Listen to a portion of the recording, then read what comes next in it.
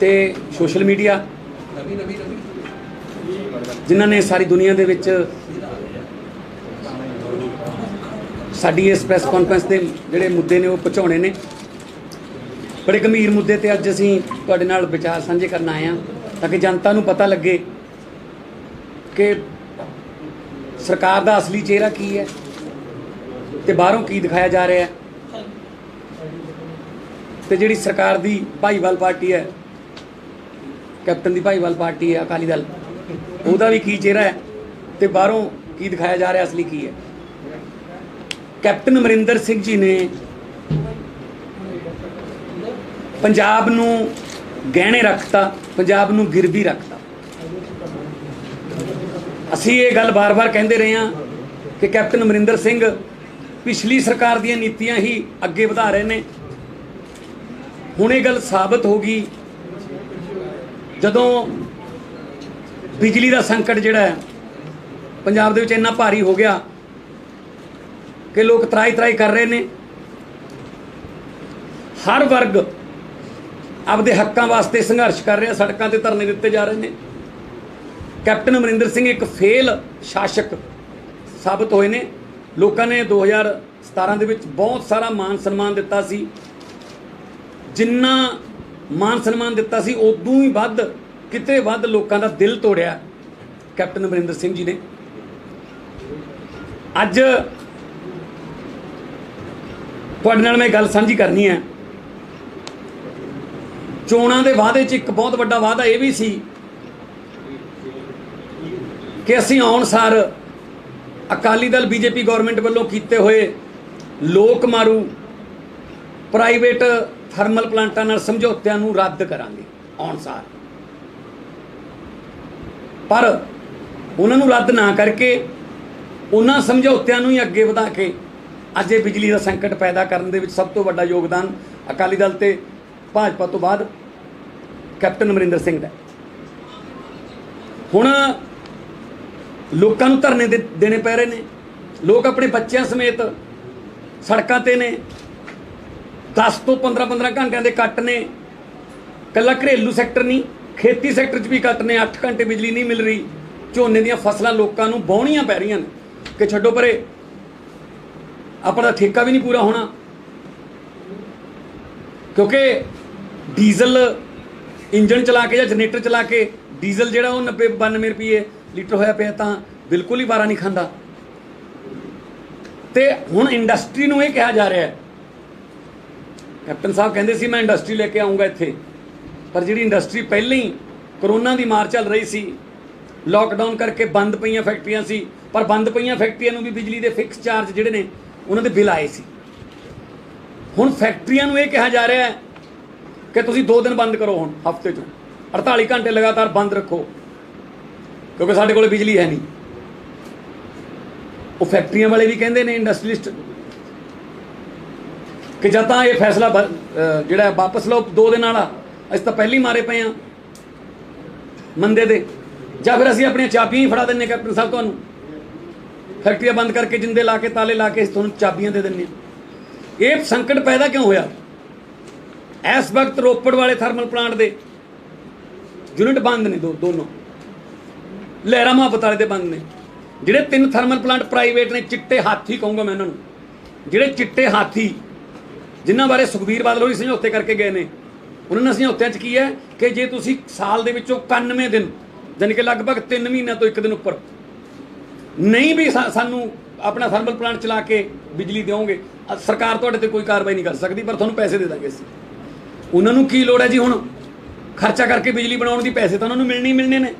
Already 5400 तो 5300 करोड़ तो वध इस सरकार दे विच उन्होंने पैसे बिना बिजली खरीदे दे चुके हैं।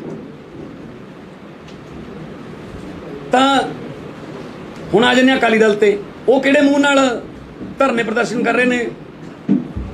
सुखबीर बादल जी तुसीं दसोगे कि जिहड़े 3 एग्रीमेंट होए ने वो किन्हां ने कीते ने? उह च इहो जिहे डेंजरस क्लॉज किहने पाए ने कि तुसीं रद्द भी नहीं कर सकते। तुसीं हर गल जिहड़ी इंडस्ट्रीलिस्ट दे उन्हां दे थर्मल प्लांट दे जिहड़े मालक ने उन्हां दे हक च है हर क्लॉज एग्रीमेंट का।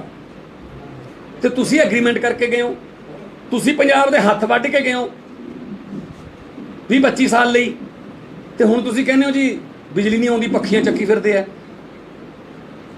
ਮਜੀਠੀਆ ਸਾਹਿਬ ਨੂੰ ਪੁੱਛਣਾ ਚਾਹੂੰਗਾ ਕਿ ਕਿੰਨੇ ਕੁ ਸੋਲਰ ਦੇ ਜਿਹੜੀਆਂ ਲੱਗੇ ਨੇ ਪੰਜਾਬ ਦੇ ਵਿੱਚ ਪਲਾਂਟ, ਉਹ 'ਚ ਤੁਹਾਡੇ ਪਰਿਵਾਰ ਦੇ ਕਿੰਨੇ ਕੁ ਬੰਦੇ ਨੇ? ਇਹ ਦੱਸ ਦਿਓ। ਨਹੀਂ ਮੇਰੇ ਕੋਲ ਪਈ ਹੈ ਲਿਸਟ ਸਾਰੀ ਕਿ ਕਿਹਦੇ ਨਾਂ ਤੇ ਤੁਹਾਡੇ ਪਰਿਵਾਰ ਦੇ, ਤੁਹਾਡੇ ਚਾਚੇ ਭਾਈਆਂ ਭਤੀਜਿਆਂ ਦੇ ਨਾਂ ਤੇ ਜਿਹੜੇ ਥਰਮਲ ਜਿਹੜੇ ਸੋਲਰ ਦੀ એનર્ਜੀ ਦੇ ਪਲਾਂਟ ਨੇ ਤੁਹਾਨੂੰ ਮਿਲੇ ਹੋਏ ਨੇ ਠੇਕੇ, ਤੇ ਤੁਸੀਂ ਵੀ ਬਿਜਲੀ ਦੇ ਕਹੀਏ ਨੇ ਘਾਟ ਹੈ। ਤੁਹਾਡੇ ਤੋਂ ਤਾਂ ਖਰੀਦ ਰਹੇ ਨੇ, ਉਹ ਤੁਹਾਡੇ ਚਾਚਾ ਜੀ ਦੀ ਸਰਕਾਰ ਹੈ, ਕਿਉਂਕਿ ਥਰਮਲ ਪਲਾਂਟ ਬੰਦ ਹੋ ਗਏ। ਉਹ ਕਹਿੰਦੇ ਮੈਂ ਇਸ ਤਾਂ ਇੰਨੇ ਰੇਟ ਤੇ ਵੇਚਾਂਗੇ। ਜਦ ਕਿ ਦਿੱਲੀ ਦੇ ਵਿੱਚ ਜਦੋਂ ਅਰਵਿੰਦ ਕੇਜਰੀਵਾਲ ਦੀ ਸਰਕਾਰ ਆਈ ਤਾਂ ਬਹੁਤ ਮਹਿੰਗੀ ਬਿਜਲੀ ਸੀ, ਪ੍ਰਾਈਵੇਟ ਕੰਪਨੀਆਂ ਸੀ 2, ਉਹਨਾਂ ਨੂੰ ਕਿਹਾ, ਉਹ ਕਹਿੰਦੇ ਨੋ, ਸਾਡੇ ਤਾਂ ਐਗਰੀਮੈਂਟ ਹੋਏ ਹੋਏ ਨੇ। ਤਾਂ ਅਰਵਿੰਦ ਕੇਜਰੀਵਾਲ ਨੇ ਉਹਨਾਂ ਸਮਝੌਤਿਆਂ ਨੂੰ ਰੱਦ ਕਰਕੇ ਉਹਨਾਂ ਕੰਪਨੀਆਂ ਤੋਂ ਦੀ ਆਡਿਟ ਕਰਵਾ ਕੇ ਤੇ ਅੱਜ ਬਿਜਲੀ ਸਭ ਤੋਂ ਸਸਤੀ ਹੈ ਤੇ 24 ਘੰਟੇ ਹੈ। ਕੀ ਗੱਲ ਵੀ ਪੰਜਾਬ 'ਚ ਕਿਉਂ ਨਹੀਂ ਹੋ ਸਕਦਾ? ਤੁਸੀਂ ਆਪਦੇ ਤਾਂ ਸਾਰੇ ਬੰਦ ਕਰ ਲਏ, ਆਪਣੇ ਨੈਣ ਮੈਨੂੰ ਦੇ ਦੇ, ਤੂੰ ਮਟਕਾਉਂਦੀ ਫਿਰ, ਉਹ ਗੱਲ ਹੈ। ਆਪਣੇ ਤਾਂ ਤੁਸੀਂ ਥਰਮਲ ਪਲਾਂਟ ਸਾਰੇ ਬੰਦ ਕਰ, ਬਠਿੰਡੇ ਵਾਲਾ ਤਾਂ ਢਾਉਣ ਲੱਗੇ ਹੈ, ਤੇ ਬਾਕੀ ਬੰਦ ਕਰ ਲਏ। ਰਹਿ ਗਏ ਆਪਾਂ ਪ੍ਰਾਈਵੇਟ ਹੱਥਾਂ 'ਚ। ਪ੍ਰਾਈਵੇਟ ਮਨਮਰਜ਼ੀ ਹੈ ਉਹਨਾਂ ਦੀ, ਜਦੋਂ ਮਰਜ਼ੀ ਚਲਾਉਣ, ਜਦੋਂ ਮਰਜ਼ੀ ਨਾ ਚਲਾਉਣ, ਕਿਉਂਕਿ ਐਗਰੀਮੈਂਟ ਹੋਇਆ ਪੈਸੇ ਤੁਹਾਨੂੰ ਮਿਲਣੇ ਨੇ ਇੰਨੇ ਪੈਸੇ। 25,000 ਮਤਲਬ 60,000 ਤੋਂ 60,000 ਕਰੋੜ ਦੇ ਨੇੜੇ ਉਹਨਾਂ ਨੂੰ ਦੇਣਾ ਪੈਣਾ ਐਗਰੀਮੈਂਟ ਤੋਂ ਲੈ ਕੇ ਜਦੋਂ ਤੱਕ ਉਹਨਾਂ ਦੇ ਐਗਰੀਮੈਂਟ ਖਤਮ ਹੋ ਸਕਦੇ ਨੇ ਐਗਰੀਮੈਂਟ ਵਿਧਾਨ ਸਭਾ 'ਚ। ਤਾਂ ਹੁਣ ਕੈਪਟਨ ਸਾਹਿਬ ਕਿੱਥੇ ਨੇ? ਲੋਕ ਤਾਂ ਤਰਾਈ ਕਰ ਰਹੇ ਨੇ, ਲੋਕ ਤਾਂ ਸੜਕਾਂ ਤੇ ਬੈਠੇ ਨੇ, ਰਾਤਾਂ ਕੱਟ ਰਹੇ ਨੇ ਸੜਕਾਂ ਤੇ। ਕਿਸਾਨ ਜਿਹੜੇ ਨੇ ਉਹ ਆਪਣੀ ਝੋਨੇ ਦੀ ਫਸਲ ਨੂੰ ਪਾਣੀ ਲਾਉਣ ਲਈ ਤਰਸ ਰਹੇ ਨੇ, ਤੇ ਕੈਪਟਨ ਸਾਹਿਬ ਕੀ ਕਰ ਰਹੇ ਨੇ? ਕੈਪਟਨ ਸਾਹਿਬ ਸਿਸਮਾਂ ਵਾਲੇ ਮਹਿਲ 'ਚ ਆਪਣੀ ਕੁਰਸੀ ਬਚਾਉਣ ਵਾਸਤੇ ਆਪਣੇ ਐਮਐਲਏ ਨੂੰ ਸ਼ਾਨਦਾਰ ਸ਼ਾਹੀ ਭੋਜਨ ਦੇ ਰਹੇ ਨੇ। 36 ਪ੍ਰਕਾਰ ਦੇ ਭੋਜਨ ਵਿਅੰਜਨ ਖਵਾਏ ਜਾ ਰਹੇ ਨੇ ਉਹਨਾਂ ਨੂੰ, ਠੰਡੇ ਵੱਡੇ ਏਸੀ ਕਮਰਿਆਂ 'ਚ ਬਿਠਾ ਕੇ। ਤੇ ਬਾਕੀ ਅੱਧੀ ਸਰਕਾਰ ਦਿੱਲੀ ਬੈਠੀ ਹੈ, ਉਹ ਉੱਥੋਂ ਕੋਈ ਕੁਰਸੀ ਬਚਾਉਂਦਾ ਫਿਰਦਾ, ਕੋਈ ਆਹ ਬਣਾ ਦਿਓ, ਕੋਈ ਮੈਨੂੰ ਉਹ ਬਣਾ ਦਿਓ। ਪੰਜਾਬ ਦੇ ਲੋਕਾਂ ਦਾ ਕੋਈ ਹੈ ਵਾਲੀ ਵਾਰਸ? ਇਸੇ ਕਰਕੇ ਅਰਵਿੰਦ ਕੇਜਰੀਵਾਲ ਜੀ ਨੇ ਉਸ ਦਿਨ ਕਿਹਾ ਸੀ ਕਿ ਸਾਡਾ ਜਿਹੜਾ ਦਿੱਲੀ ਦਾ ਮਾਡਲ ਹੈ ਉਹ ਪੰਜਾਬ 'ਚ ਕਾਮਯਾਬ ਜ਼ਿਆਦਾ ਹੋਊਗਾ, ਕਿਉਂਕਿ ਦਿੱਲੀ ਤਾਂ ਬਿਜਲੀ ਖਰੀਦਦੀ ਹੈ, ਪੰਜਾਬ ਦੇ ਵਿੱਚ ਬਿਜਲੀ ਆਪਣੀ ਹੈ। ਉਹ ਸੁਖਬੀਰ ਬਾਦਲ ਅੱਜ ਪੱਖੀਆਂ ਚੱਕੀ ਫਿਰਦਾ, ਜਿਹੜਾ ਕਹਿੰਦਾ ਸੀ ਪਾਕਿਸਤਾਨ ਨੂੰ ਬਿਜਲੀ ਵੇਚਿਆ ਕਰਾਂਗੇ। ਸੋ ਇਸ ਕਰਕੇ ਇਹ ਸਭ ਦੋ ਰਲੇ ਹੋਏ ਨੇ ਸਾਰੇ ਮਾਫੀਆ। ਜਿਹੜਾ ਬਿਜਲੀ ਮਾਫੀਆ ਇਹ ਵੀ ਸ਼ੁਰੂ ਕੀਤਾ ਅਕਾਲੀ ਦਲ ਤੇ ਬੀਜੇਪੀ ਸਰਕਾਰ ਨੇ, ਅੱਗੇ ਵਧਾਇਆ ਕੈਪਟਨ ਨੇ। ਕੇਬਲ ਮਾਫੀਆ ਵੀ ਇੱਦਾਂ ਹੀ, ਟਰਾਂਸਪੋਰਟ ਮਾਫੀਆ ਵੀ ਇੱਦਾਂ ਹੀ, ਰੇਤ ਮਾਫੀਆ। ਕੱਲ ਪਰਸੋਂ ਤੁਸੀਂ ਦੇਖਿਆ ਹੋਣਾ ਸੁਖਬੀਰ ਬਾਦਲ ਬਿਆਸ 'ਚ ਖੱਡਾਂ ਤੇ ਛਾਪੇ ਮਾਰਦਾ ਫਿਰਦਾ ਸੀ। ਮੈਨੂੰ ਕਿਸੇ ਪੱਤਰਕਾਰ ਨੇ ਪੁੱਛਿਆ, ਕਹਿੰਦੇ ਵੀ ਇਹਦੇ ਬਾਰੇ ਕੀ ਕਹੋਗੇ? ਮੈਂ ਕਿਹਾ ਇਹਦੇ ਬਾਰੇ ਕੀ ਕਹਿਣਾ, ਉਹ ਛਾਪਾ ਮਾਰਨ ਥੋੜੀ ਗਿਆ, ਉਹ ਆਪਦੇ ਹਿਸਾਬ ਕਿਤਾਬ ਕਰਨ ਗਿਆ। ਉਹ ਪੁਰਾਣਾ ਮਾਲਕ ਹੈ ਉਹਨਾਂ ਦਾ, ਉਹੀ ਤਾਂ ਕੰਮ ਕਰਦੇ ਸੀ ਪਹਿਲਾਂ ਉਹ, ਤੇ ਹਜੇ ਹੋਰ 'ਚ ਵੀ ਜਾਊਗਾ। ਮੈਂ ਕਹਿੰਦਾ ਸੀ ਨਾਲ ਰੋਜੀ ਬਰਕੰਦੀ ਨੂੰ ਵੀ ਲੈ ਜਾਂਦਾ, ਜਿਹਦਾ ਨਾਮ ਲੋਕਾਂ ਨੇ ਰੇਤਾ ਬਰਕੰਦੀ ਰੱਖਿਆ ਹੋਇਆ। ਤੇ ਮਾਈਨਿੰਗ ਦਾ ਕੰਮ ਸ਼ੁਰੂ ਤਾਂ ਤੁਸੀਂ ਕੀਤਾ, ਹੁਣ ਤੁਸੀਂ ਦੇਖੀ ਜਾਂਦੇ ਵੀ ਉਹ ਟਿੱਪਰ ਜਾਂ ਤਾਂ ਇਹ ਦੇਖਦਾ ਵੀ ਉਹ ਦੇਖੋ ਉੱਥੇ ਪਹਿਲਾਂ ਸਾਡੇ ਟਿੱਪਰ ਚੱਲਦੇ ਹੁੰਦੇ ਸੀ, ਹੁਣ ਸਾਨੂੰ ਥੋੜਾ ਜਿਹਾ ਹਿੱਸਾ ਮਿਲਦਾ, ਜ਼ਿਆਦਾ ਨਹੀਂ ਮਿਲਦਾ। ਸ਼ਰਮ ਹੋਣੀ ਚਾਹੀਦੀ ਹੈ ਇਹਨਾਂ ਨੂੰ। ਪੰਜਾਬ ਦਾ ਕਣ ਵੇਚ ਕੇ ਖਾ ਗਏ, ਮਿੱਟੀ ਪੰਜਾਬ ਦੀ ਵੇਚ ਕੇ ਖਾ ਗਏ, ਟਰਾਂਸਪੋਰਟ ਪੰਜਾਬ ਦੀ ਵੇਚ ਕੇ ਖਾ ਗਏ, ਢਾਬੇ ਪੰਜਾਬ ਦੇ ਖਾ ਗਏ, ਸੜਕਾਂ ਪੰਜਾਬ ਦੀਆਂ ਵੇਚ ਕੇ ਖਾ ਗਏ। ਕਹਿੰਦਾ ਸੀ ਅੱਡੀਆਂ ਸੜਕਾਂ ਬਣਾ ਦਾਂਗੇ, ਬਣਾਤੀਆਂ। ਹੁਣ ਕਹਿੰਦਾ ਸੜਕਾਂ ਬਣਾਤੀਆਂ, ਪਰ ਹਰ 40 ਕਿਲੋਮੀਟਰ ਬਾਅਦ ਇੱਕ ਨਾਕਾ ਲੱਗਿਆ ਹੋਇਆ। ਲਿਆਓ ਜੀ ਇੰਨੇ ਪੈਸੇ, ਲਿਆਓ ਜੀ। ਉਹ ਪ੍ਰਾਈਵੇਟ ਕੰਪਨੀਆਂ ਨੇ ਸੜਕਾਂ ਬਣਾਈਆਂ ਨੇ। ਸੋ ਆ ਬਿਜਲੀ ਦਾ ਜਿਹੜਾ ਸੰਕਟ ਹੈ, ਇਹਦੇ ਵਾਸਤੇ ਕੈਪਟਨ ਅਮਰਿੰਦਰ ਸਿੰਘ ਸਿੱਧੇ ਤੌਰ ਤੇ ਜ਼ਿੰਮੇਦਾਰ ਹੈ। ਲੋਕ ਤਾਂ ਚਲੋ ਜਿੱਥੇ ਵੀ ਨਿਕਲਦੇ ਨੇ ਬਾਹਰ, ਉਹਨਾਂ ਕੋਲ ਤਾਂ ਜਾਂ ਹਾਈਵੇ ਹੈ, ਜਾਂ ਸੜਕ ਹੈ, ਜਾਂ ਬਿਜਲੀ ਘਰ ਹੈ, ਗ੍ਰਿਡ ਹੈ, ਉਹ ਤਾਂ ਉੱਥੇ ਹੀ ਜਾ ਸਕਦੇ ਨੇ। ਪਰ ਅਸੀਂ ਐਲਾਨ ਕਰਦੇ ਹਾਂ ਤੁਹਾਡੇ ਥਰੂ ਕਿ ਕੱਲ ਨੂੰ ਬਿਜਲੀ ਮੰਤਰੀ ਕੌਣ ਹੈ? ਸਾਡਾ ਬਿਜਲੀ ਮੰਤਰੀ ਕੈਪਟਨ ਅਮਰਿੰਦਰ ਸਿੰਘ ਹੈ।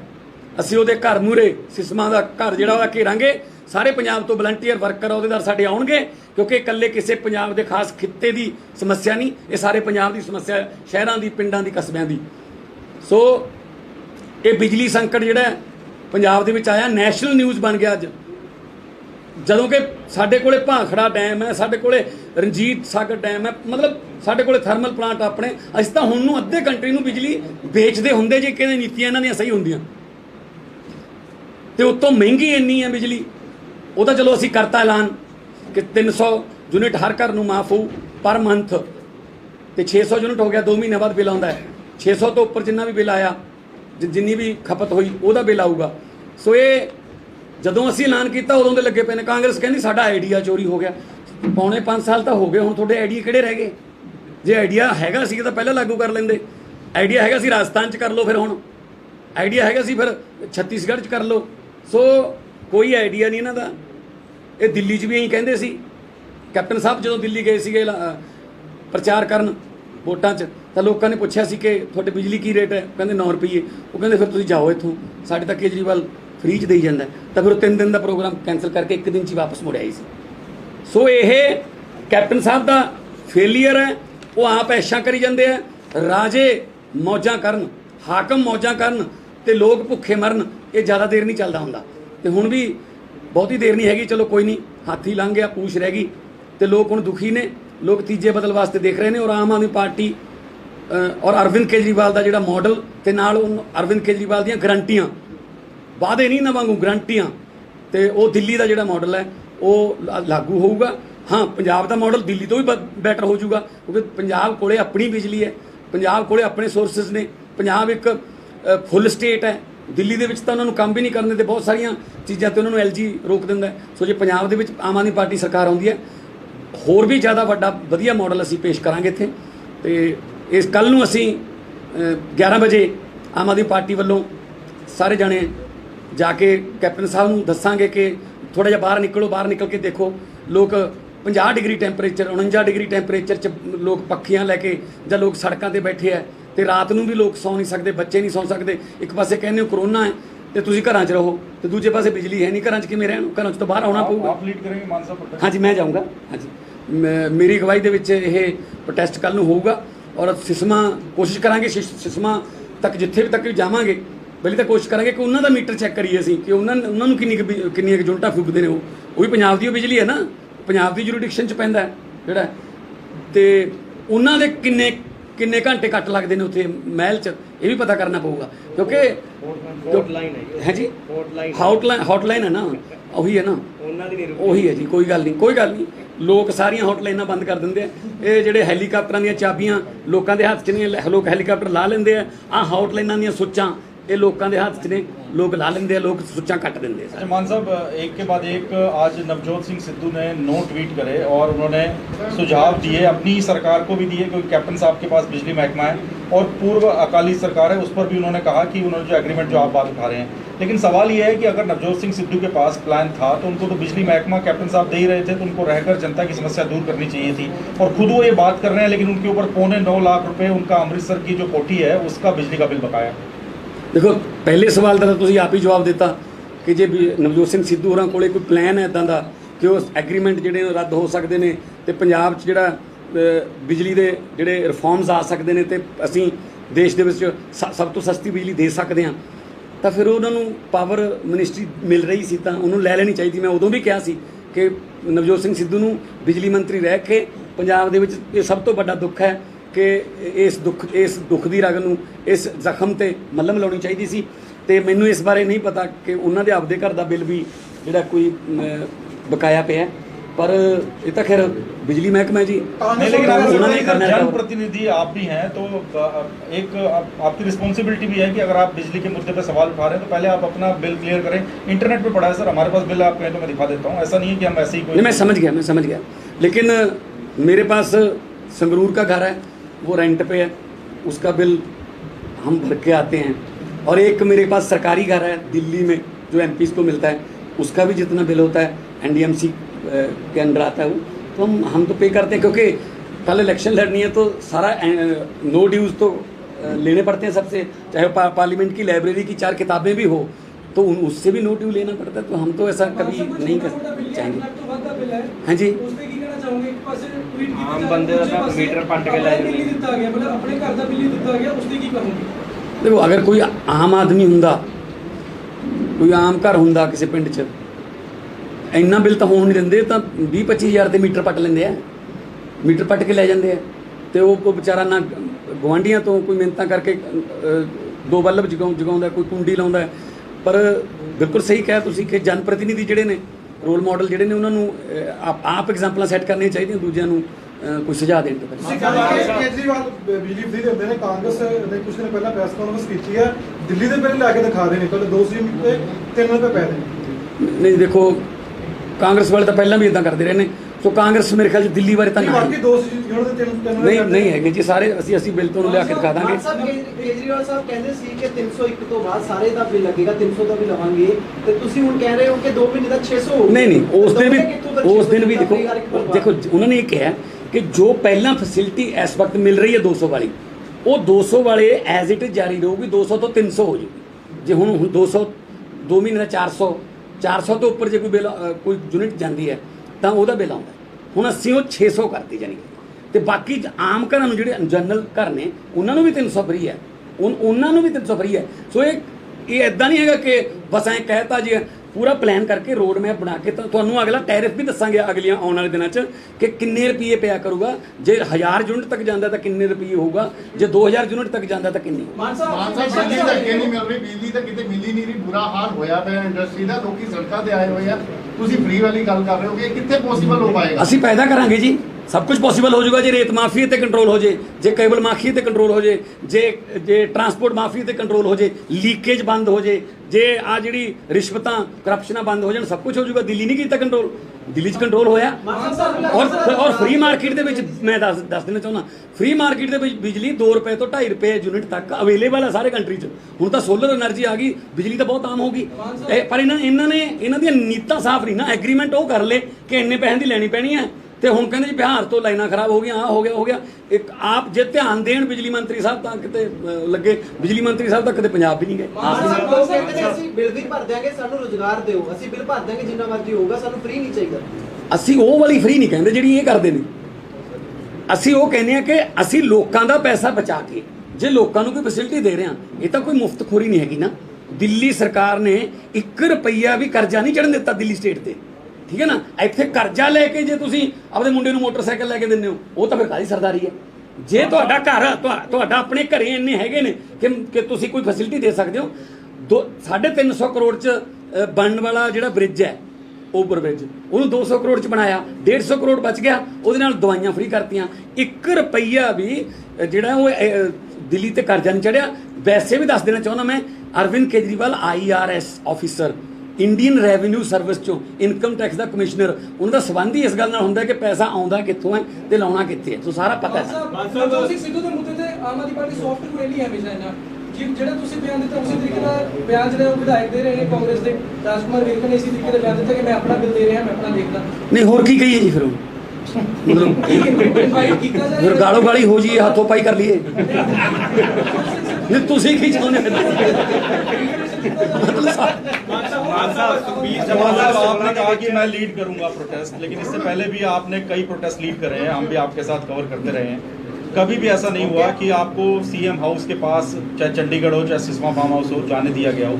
कल भी ऐसी संभावना कम ही लग रही है, क्योंकि वहाँ पर सख्ती पहले से ही काफ़ी ज़्यादा बैरिकेटिंग देखिए। तो आपका क्या रुख रहेगा वहाँ पर? आप चुपचाप शांतिपूर्वक रहेंगे या हम तो कोशिश तो करेंगे। हम कौन सा वहाँ पे कोई हथियार लेके जा रहे हैं या कोई लाठियाँ लेके जा रहे हैं, कोई हमला करने थोड़ी जा रहे हैं। हम तो लोगों की समस्या को मुख्यमंत्री को बताने जा रहे हैं। हम भी इलेक्टेड रिप्रेजेंटेटिव हैं, चुने हुए नुमाइंदे हैं।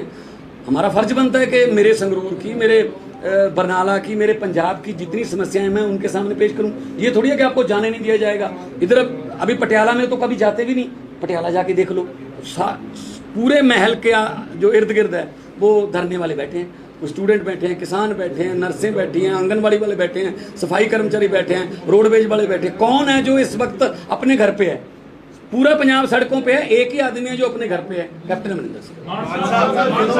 सोनू ही नहीं मिलन ਦਿੱਤਾ ਜਾ ਰਿਹਾ ਤਾਂ ਆਮ ਆਦਮੀ ਨਜ਼ਰ ਆ ਰਹੇ ਨੇ। ਹਰਸਿਮਰਤ ਕੌਰ ਬਾਦਲ ਵੀ ਖੇਤਾਂ 'ਚ ਨਜ਼ਰ ਆ ਰਹੇ ਨੇ, ਝੋਨੇ ਦੇ ਵਿੱਚ ਖੜੇ ਹੋ ਕੇ ਬਿਆਨਬਾਜ਼ੀਆਂ ਕਰ ਰਹੇ ਨੇ ਦੋਵੇਂ ਜਣੇ। ਦੋਹਾਂ ਦੀ ਵੀਡੀਓ ਸਾਹਮਣੇ ਆਈ ਹੈ। ਉਹ ਆਉਣ ਵਾਲੇ ਦਿਨਾਂ 'ਚ ਤੁਹਾਨੂੰ ਆਪਣੇ ਖੇਤਾਂ 'ਚ ਵੀ ਨਜ਼ਰ ਆਉਣਗੇ, ਕਿਉਂਕਿ ਉਹਨਾਂ ਕੋਲ ਕੰਮ ਨਹੀਂ, ਹੋਰ ਕੋਈ ਰਹਿ ਜਾਊਗਾ, ਆਪਦੀ ਖੇਤੀ ਕਰਨੀ ਪੈਣੀ।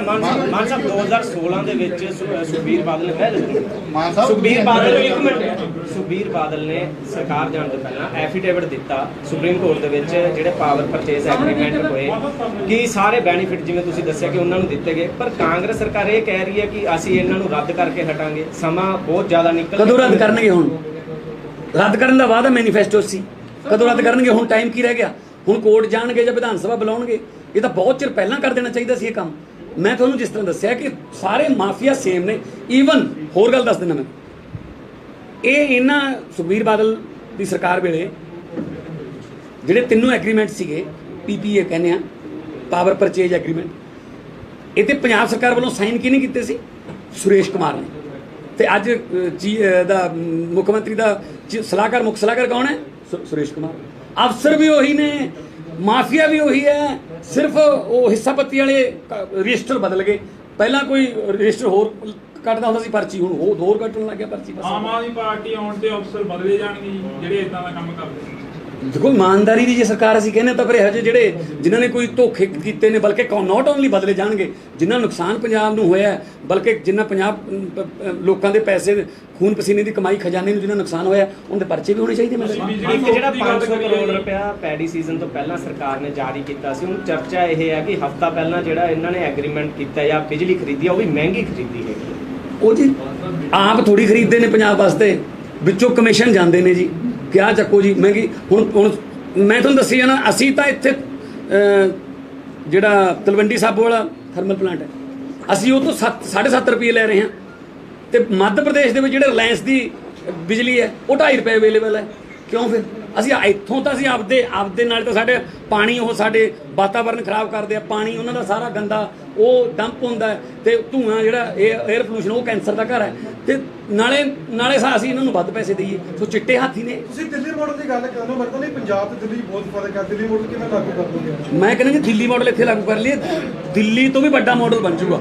ਨਹੀਂ ਤਾਂ ਕਿ ਲਾਹਾਂਗੇ ਜੀ, ਕਰਜ਼ਾ ਲਾਹਾਂਗੇ। ਦਿੱਲੀ ਦਾ ਬਜਟ ਡਬਲ ਕਰਤਾ, ਪੰਜਾਬ ਦਾ ਬਜਟ ਵੀ ਲੀਕੇਜ ਬੰਦ ਕਰਕੇ ਡਬਲ ਕਰਾਂਗੇ, ਤੇ ਕਰਜ਼ਾ ਵੀ ਲੈ ਲੂਗਾ, ਸਭ ਕੁਝ ਹੋਊਗਾ। ਬਿਲਕੁਲ ਬਿਲਕੁਲ ਪਾਣੀ ਹੈ। ਪਹਿਲਾਂ ਮੇਰੇ ਪਿੰਡ ਦੇਖੋ ਨਹਿਰੀ ਸਵਾਲ ਹੈ, ਨਹਿਰੀ ਸਿਸਟਮ ਜਿਹੜਾ ਹੈ ਉਹਨੂੰ ਵੀ ਸੋਧਣਾ ਪਊਗਾ।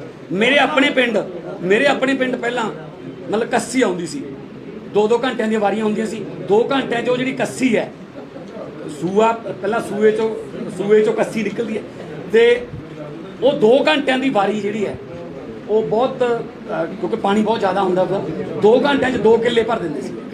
2 ਘੰਟੇ ਫਿਰ ਅਗਲੇ ਦਿਨ ਵਾਰੀ ਆਉਂਦੀ ਸੀ, ਪਾਣੀ ਦੀ ਵਾਰੀ ਜਿਹਨੂੰ ਕਹਿੰਦੇ ਆਪਾਂ। ਅੱਜ ਉਹ ਸਾਰੀਆਂ ਕੱਸੀਆਂ ਜਿਹੜੀਆਂ ਉਹ ਸੁੱਕ ਗਈਆਂ, ਖਤਮ ਹੋ ਗਈਆਂ। ਕੋਈ ਕਿਤੇ ਸੂਏ 'ਚ ਪਾਣੀ ਨਹੀਂ। ਜੇ ਅੱਜ ਕਿਸੇ ਸੂਏ 'ਚ ਜਾਂ ਨਹਿਰ 'ਚ ਜਾਓਗੇ, ਪਾਣੀ ਕਾਲੇ ਰੰਗ ਦਾ ਹੈ, ਕਿਉਂਕਿ ਸਾਰਾ ਫੈਕਟਰੀਆਂ ਦਾ ਗੰਦਮੰਦ ਸ਼ਹਿਰਾਂ ਦਾ ਉਹਨਾਂ ਨੂੰ ਸੁੱਟਿਆ ਜਾਂਦਾ। ਸੋ ਇਸ ਕਰਕੇ ਉਹ ਪੰਜਾਬ ਜਿਹਨੂੰ ਪੰਜ ਪਾਣੀਆਂ ਦਾ ਜਿਹੜੀ ਧਰਤੀ ਕਹਿੰਦੇ ਸੀ, ਅੱਜ ਉਹਦਾ ਪਾਣੀ ਜਿਹੜਾ ਹੈ ਉਹ ਪੀਣ ਵਾਲਾ ਪਾਣੀ ਵੀ ਜ਼ਹਿਰ ਹੈ।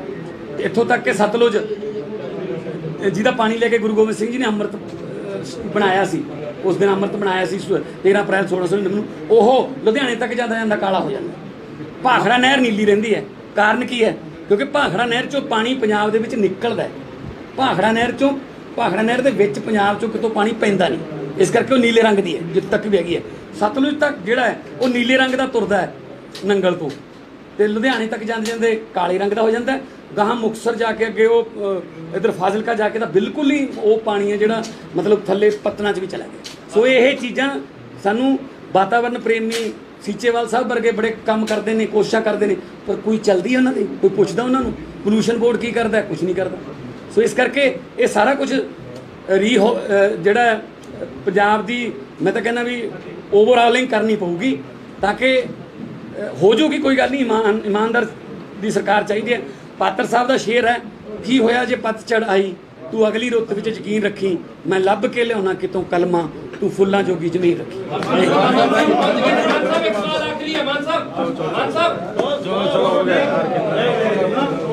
ਚਲੋ